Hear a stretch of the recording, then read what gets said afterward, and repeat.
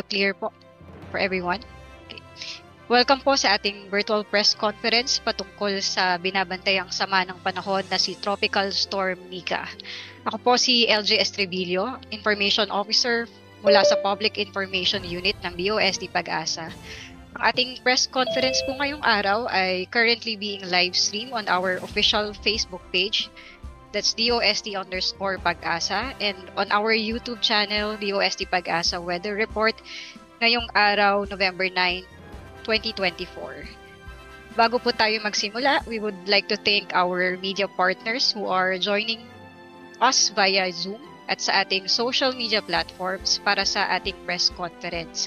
Yung mga nasa Zoom po ngayon, para ma-acknowledge po namin kayo ng tama later, we request you to type in your name and affiliation sa ating Zoom chat box or pakirename po ang inyong mga profile. So kasama po natin ngayong araw ang ating key officials ng DOST Pag-asa, headed by our Administrator, Dr. Nathaniel Servando. At ngayon po, ibibigay ko na ang ating virtual floor kay Dr. Servando para sa maikling mensahe at para buksan ang ating press conference. Magandang hapon po sa ating lahat. Mula sa DOST Pag-asa, kami po ay muling nagpapasalamat sa ating mga kaibigan at partners sa media sa pagdalo sa PressCon this afternoon. Maging ang aming kasamahan sa Pag-asa dito sa forecasting at sa iba't ibang field stations. Andito rin po ang Deputy Administrator namin ng RND, si Dr. Marcelino Villafuerte, kasama ang ibang mga officials. Pagkatapos lumabas ang bagyong Marce, ang sinubaybayan nating LPA, ay pumasok sa Philippine Area of Responsibility at kaninang umaga. Ito ay naging tropical depression at tinawag nating Nika. At ngayong hapon ito ay naging isang tropical storm. No? Pang-14 na bagyo sa taong ito at pangalawa sa buwan ng November. Ito ay namataan nasa layong 1,005 kilometers sa east of southeastern part of Luzon. May taglay ito na lakas na aabot ng 65 kilometers per hour malapit sa gitna at bugso na aabot sa 80 kilometers per hour. Medyo may kabilisan ang kanyang pagkilos sa ngayon dahil ang bilis nito ay 35 kilometers per hour westward. Nakataas na ang storm wind signal sa ibang lugar, particular na sa silangang bahagi ng Aurora, Quezon, Isabela at Bicol region. At inasahan natin tataas pa at madagdagan pa ang mga storm signals habang papalapit ang bagyong Nika. Huli, maaga pa lang pinapayuhan na natin ating mga kababayan na maging alerto sa palapit na bagyong Nika at maghanda sa panganib na dala nito. Ang malalakas na mga pag-ulan ay maaaring magdulot ng pagbabaha sa mga flood-prone areas at landslide sa mga bulubunduking lugar naman. Lalong-lalo na sa mga nakaarang araw sa may malaking bahagi ng Luzon ay napiktuhan ng bagyo at naka-receive ng malalakas na mga pag-ulan.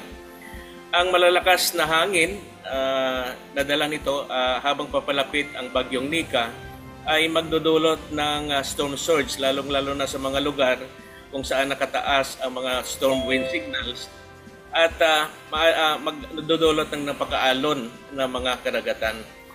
Patuloy po na magmumonitor ang DOST Pag-asa at regular na magbibigay ng warning information tungkol sa strong winds, heavy rainfall, and storm surge. At sana po tumutok at sundan ang bawat information to maging sa official social media platform ng DOST Pag-asa.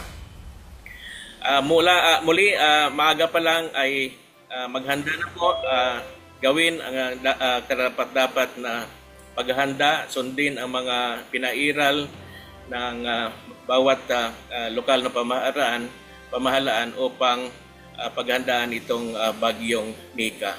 Muli, magandang hapon po sa ating lahat. Salamat po, Dr. Servando, ang ating butihing administrator ng DOST Pag-asa. Ngayon naman po, para sa latest updates, patungkol pa rin sa binabantayang bagyong Nika mula sa Weather Division ng DOST Pag-asa, ang ating duty forecaster at senior weather specialist na si Ms. Maria Glyza Esculiar.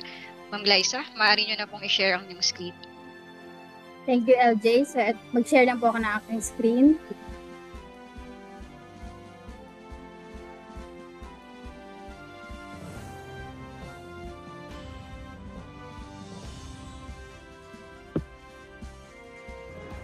Ang update po na ito ay sa pinalabas na 5 p.m. na Tropical Cyclone Bulletin po ng aming ahensya. So ang bagyong Nika po from Tropical Depression ay ganap ng tropical storm at ito po ngayon ay may international name na Toraji. Po ito nating namataan 760 kilometers silangan po ng Vera Catanduanes. Taglay na ang lakas na hangin na 65 km per hour malapit sa gitna at bugsong aabot naman hanggang 80 km per hour. Inaasahang kikilos po ng pakanluran sa bilis na 35 km per hour. Bukod po dito ay meron po tayong minomonitor na isang low pressure area. Huling namataan naman po natin 2,700 km silangan po ng northeastern Mindanao, ngunit nasa labas pa rin po ng Philippine Area of Responsibility. Within 24 hours, mababa naman po ang tsansa nitong mag-iisang ganap na bagyo, ngunit beyond that po ay may posibilidad pa rin po na maging isang bagyo ito pong low pressure area na ating minomonitor sa labas ng Philippine Area of Responsibility. Nakataas po ang wind signal number 1 dito po sa southern portion ng Isabela, northern portion ng Aurora, southeastern portion ng mainland Quezon, kasama na po dyan ang Culillo Islands, Camarines Norte, Camarines Sur, at Catanduanes, pati na rin po sa northeastern portion ng Albay.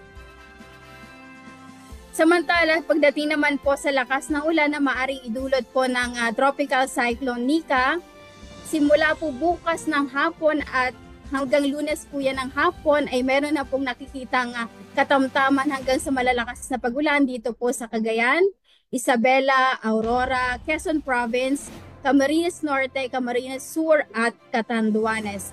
Pwede po magkaroon po ng mga localized na flooding lalo na po sa mga mabababang lugar o yung mga low-lying areas at areas po na prone sa landslide. Samantala naman po Lunes ng hapon hanggang test po ng hapon, ito po yung kasagsagan po ng ulan habang papalapit po ang bagyong Nika. Inaasahan po ang intense to torrential na pag-ulan. Likely po ito ay more than 200 dito po sa Cagayan, Apayao at Isabela. Samantala, heavy to intense naman o 100 to 200 naman po ang pwedeng ibagsak na ulan dito po sa Abra, Kalinga, Mountain Province, Ilocos Norte, Ilocos Sur, Aurora. Samantala, katamtaman hanggang sa malakas na mga pag-ulan naman po ang maaring ibuhos dito po sa Ifugao at Quirino. Ito po ang forecast track po ng bagyong Nika. Inaasahan po na ito ay patuloy na mag-i-intensify. Bago mag-landfall ay inaasahan po natin ito po ay magiging severe tropical storm by Monday. So by Monday din po inaasahang lalapit po ito ng landmass po ng Central Luzon dito po sa may Aurora area at inaasahang magla-landfall by Monday afternoon to evening po dito sa Aurora or pwede rin pong mag-landfall dito po sa Isabela area. Samantala po asahan na po ang mga pagbugso ng hangin bukas sa Batanes, Northern Cagayan kasama po ang Babuyan Islands at Ilocos Norte dahil naman po ito sa inaasahan po nating paglakas po ng hangin mula sa Hilagang Silang. Within 24 hours naman po ito ang magiging kondisyon po ng ating dagat. Although wala pa po tayong inaasahang gale warning, ito po ang magiging kondisyon po ng dagat sa loob ng 24 oras. Inaasahan pong aabot ng 3 metro po ang alon dito po sa northern at eastern seaboards ng Catanduanes, seaboard ng Calayan Islands, northern seaboard ng Camarines Sur. Samantala, inaasahan namang aabot ng 2.5 dito po sa seaboards ng Isabela, Northern Aurora, Camarines Norte, Northern at Eastern Seaboards ng Polillo Islands at Northern Samar, Eastern Seaboards ng Babuyan Islands, Mainland Cagayan, Albay at Sorsogon. Inaasahan namang 2.0 meters naman po ang magiging pag-alon dito po sa natitirang seaboards po ng Cagayan Valley, sa seaboard po ng Ilocos Region at western seaboards po ng Zambales, Bataan, Lubang Islands, Occidental Mindoro, Calamian Islands, Mainland Palawan at eastern seaboards ng Camarines Sur, Eastern Samar at Dinagat Islands. Yan po ang update mula po dito sa Weather Forecasting Center ng Pag-asa. Maraming salamat po ulit sa pagpapaunlak niyo po ng aming imbitasyon para po sa press conference na ito para po maipaabot po sa ating mga kababayan ang latest po tungkol sa ating panahon at para po makapaghanda yung mga recently affected na po ng nagdaang bagyong Marce. Maraming salamat po ulit. Salamat po, Ma'am Glyza, ating duty forecaster mula sa Weather Division.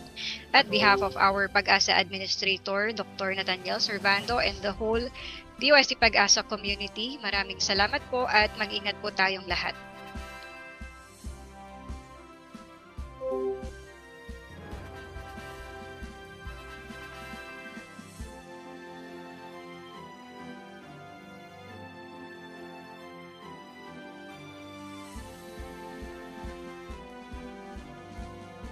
Sa muli, maraming salamat sa inyong panonood at pakikinig.